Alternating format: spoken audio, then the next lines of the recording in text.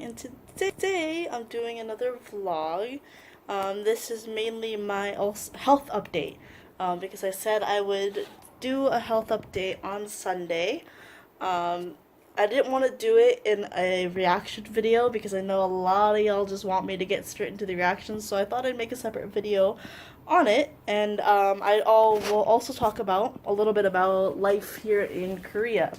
So first and foremost, my health. I am doing a-okay. A little bit better than I was on the 7th. I'm actually recording this on the 8th. So I'm still a bit stuffed up, but my throat's a bit better. I'm doing a-okay. I should be well by at least Friday. So yeah. So first and foremost, I've been in Korea for, hold on, November, December, January, February, March, April, May, June, July, August, for about 9 months now. So I am 3 months until my contract expires. So yes, I've been in Korea for almost a year, which is honestly really wild to me because I never would expect to be in Korea first and foremost, working in Korea, living in Korea for a whole year. So first and foremost, obviously, like I mentioned, my contract ends in 3 months. Contracts are usually 1 year. No matter where you work, it's always a year. You have a choice to renew or not. I didn't renew, obviously. So I'm either gonna go home, or if my recruiter pulls through, I might have, hopefully you'll have another job by the time my contract ends. We will see. That is all up in the air, but right now I'm enjoying the moments right now. So living in Korea has been a wild ride, mainly because I know a little bit of speaking, but I still can't read. And I've been here for 9 months now, and I still can't read. Oh, I can kind of read, is just a bit difficult, and I've kind of gotten lazy with it. But where do I even begin? I don't think I even showed my apartment now that I think about it, but I live in a tiny, like, really tiny apartment. Like, you literally walk in the front door and you just see everything. That's it. I would show you right now, but it's kind of messy because I still haven't unpacked for my trip from Seoul, and I have my laundry out too. So basically, how I've been living in Korea. After an important phrase to learn, especially when you go to grocery stores or like other like little marts or whatever, is the phrase "쓰레기 봉투." That literally means trash bag. Sometimes they'll ask you what size. I can't remember the phrase for it, but if you want a big 20-liter, just say "isip." "Isip." "Isip." I think it is "isip." I still can't pronounce it right, but somehow they understand that I want the big one. If they don't understand what I say, they usually pull out one, and I'm like, "Ne," and say it's that one. So that's definitely an important one. Like, trash here is a bit different than other countries, I would say. Like, you have to separate food trash, and then depending on where you live, there should be special containers for regular trash, metal trash, aluminum, or no, like glass, plastic, etc. Like, there's different little categories for trash, basically. And you gotta figure that out quick so you know how to sort out your stuff. In smaller cities like where I live, they really don't care about, like, they don't really care about how you throw away, as long as it's somewhat correct. But in bigger cities, they will hunt you down if you don't throw something down right. So you gotta really learn how to throw away stuff, so you don't get in trouble and have to deal with, a bunch of angry Koreans, So that's basically an important bit. Honestly, where I live, a lot of people don't really speak English very well. So I've been pretty much forced to learn at least as much survival Korean as I need to. So I would recommend for anyone who wants to work here to learn enough Korean to at least survive, and just, basically survive. That's basically all I can say, just to survive. It's good. It's gonna be really, even if you're like in a city where there's a lot of foreigners, it's really good to still learn enough, a lot of Korean, because you might need it later down the road. I don't know, like, in my apartment, I only have a washer. So I have a little rack thing that I use to dry my clothes. Um, so it's kind of really difficult to do laundry. So I have to be on top of my laundry, and whatnot. When it comes to where I live, it's actually being paid. It's been getting taken out of my salary, basically. I get paid a certain amount, and some of it's taken out, like my health insurance is taken out of it.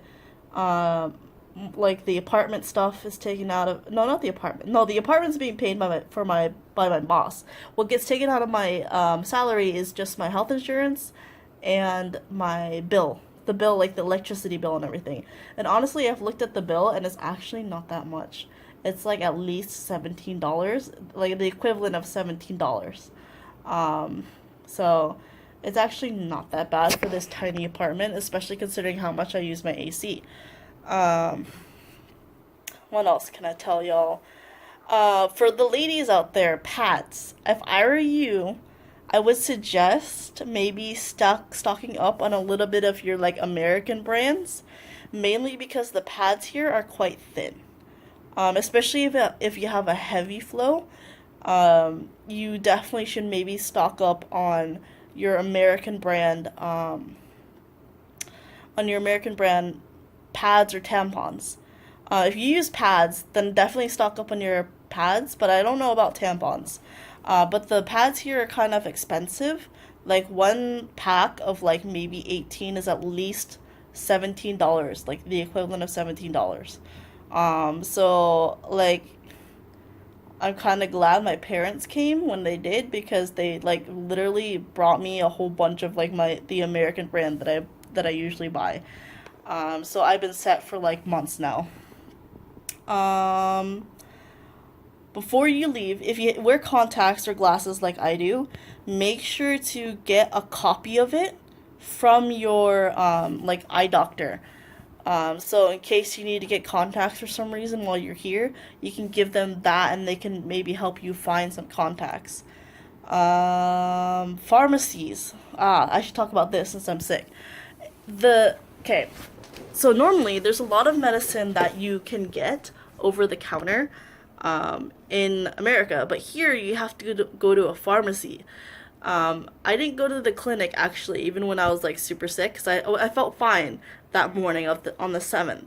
I'm like, okay, I can go to work, but by the end of the workday, I was dizzy, I was too warm, I had a headache, so I went home, slept a bit earlier than usual, and then woke up on the 8th, which is when I'm recording.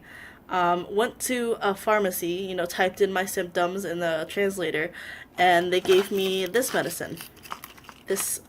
medicine. Luckily, the doctor spoke enough English to let me know like I need to take it 3 times a day. It helps for my headache, it helps for my throat, and it helps for any body aches. Um, this actually cost me the equivalent of $3. $3. And that's what surprises me the most is just like one, how cheap it is to get medicine. Like obviously you have to go through a pharmacy and that's kind of a pain in the butt, especially if they don't really speak English. But the fact that I can just get like sore throat medicine for like $3 is amazing. Hold on, let me look up Tylenol. Tylenol I think is maybe like $7. Hold on. Tylenol price. Tylenol. Can I spell that right? Tylenol price.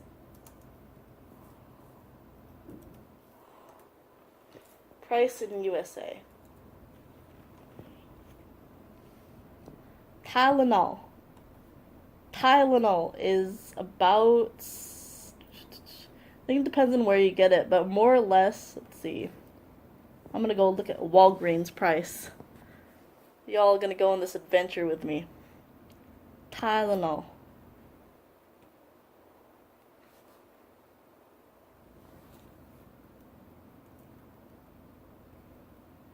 $9, $10, $18, $5. Like, dude, I got medicine for exactly $3 equivalent, maybe less. Um, like $3, about $2, $3, you know, and that's it. Also, um, I'm actually on birth control right now. Just a little TMI, but I know in America might have to go through the doctor to get birth control. Here, you literally just go to the pharmacy. Just tell them you want birth control. If you've taken it before, you just show them what brand you take, and then they will give it to you if they have it. If they don't, they'll find an equivalent. If not, they'll give you, if you haven't taken it before, they'll give you one that's good for first timers and whatnot. The one I have was literally only $10. Like, I didn't have to go through a doctor or anything. I literally just went to the pharmacy, asked for it, and I got it for like $10. That's surprising me. Like, being here, I'm really amazed about how different the medical system, like the healthcare system is here. Like, I had to go to a clinic once just for a health checkup, and all I literally had to pay was like $30. And that was even without my insurance. I had to only pay $30 just to go in for some blood work and some urine like work, and just like 2 weeks later I got my results back. I also had to get a few vaccination shots, and those were only $30 each. So at most I spent at least $90 just going to the clinic for shots. And I don't know how much it is in the States, but it's wild to me like how different the healthcare system is here. And I am on like the national healthcare system here while I'm working. So like if I have to go to the hospital, it might not cost me anything. Depends on like what my health insurance covers, which is like wild to me. It's like in America, it's so much of a struggle just to even live, because it's like I can't afford you can't afford anything in America when it comes to healthcare. So that's what's wild to me.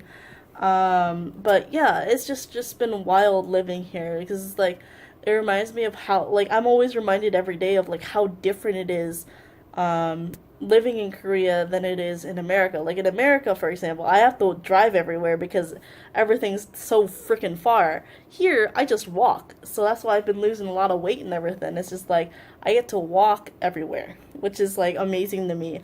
Like when I go back to America, I'm gonna be so lazy, man. Um, it's just like that's just the one thing I love about Korea. It's like you can walk everywhere. If I was in Seoul, I just rely on the subway, and the subway it's only like $1 or two, so it doesn't cost much in your commute and everything. So yeah, and then what else is there? Um, I don't know. There's just so much. Oh, postal system.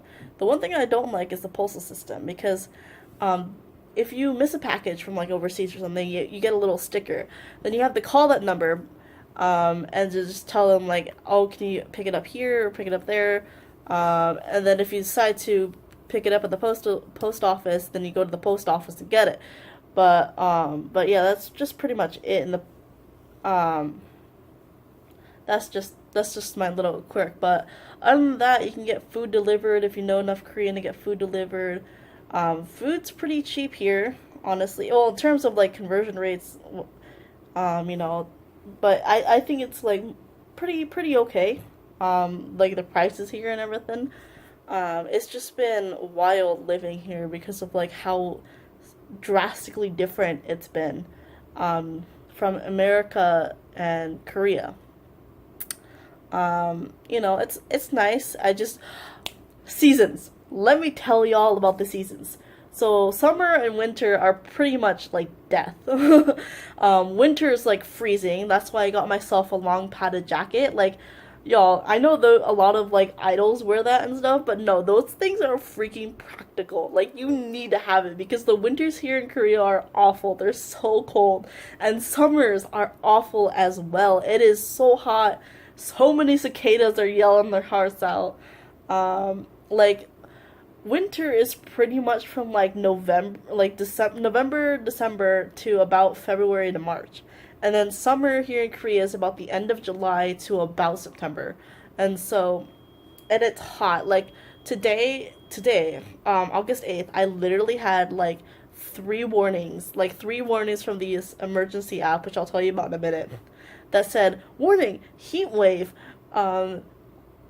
temperatures are about above 35 degrees Celsius, by the way. And I'm just like, bro, I am not ready for this. But yes, there's an app for foreigners that's really good to get. It's called the Emergency Ready app, which I suggest you should get if you're gonna come here. So I'm gonna end this with how to pretty much apply to work here. There's two ways. You can work in a public school or private Hagwon academy. They're called Hagwons. So with public schools, there's like several different programs that are for specific areas in Korea. So honestly, I only know Epic, which is for like the major cities. So I was, and their enrollment dates are September, or like application dates are like August and March. March is for September, and then August is for February. Like because they, for starting semesters, I think. So I suggest if you want to go public school, you should look into that. For Hagwons, the website I went through is called TEFL.com. That's how I found my recruiter. My recruiter is Korean Global Connections. And the one who runs it is very, very nice. They helped me with my visa. They helped me with my documents. They helped me get connected and interviewed by, my current boss. And that's how I found myself here. I tell you guys, like, getting to work in Seoul is no guarantee. Like, if y'all are just wanting to come to Korea just for Seoul, don't. Just go there for vacation. Like, there's no guarantee that you'll be able to work in Seoul. Like, I thought I was gonna be able to work in Seoul. No, I'm in a city 1 hour away from Busan, but I love it. I'm loving every single moment that I've been here. It's a good experience being in a small city because it kind of challenged myself with Korean, and challenges myself with like a new living style, basically. Um, but yeah, it's just been a blast living here. It like pretty much forces my eye open to like a lot of the differences from Korea and America. And one thing's for sure, kids are still brats no matter what side of the ocean you're on. They're little turd bags, dude, especially the younger ones. Ooh, Lord, I have so many kid stories that I've been telling my parents and everything. It's just, yeah, it's just been fun. So, yeah, pretty much, with my health, I'm doing okay. Um, Feeling a lot better, getting healthy. Um, I think it's just air quality. That's one thing you gotta watch out for here in Korea. I have an app that helps me look at the air quality while in Korea. So I suggest you should find one that works for y'all. So you can keep track of like how good the air is. And so you like the mask that people wear, like you see like idols wear and everything. I mean, yeah, they use it to cover their face, but it's also practical when there's freaking fine dust everywhere. So I would suggest you guys get those if you ever do come to Korea. But yes, I'm doing okay.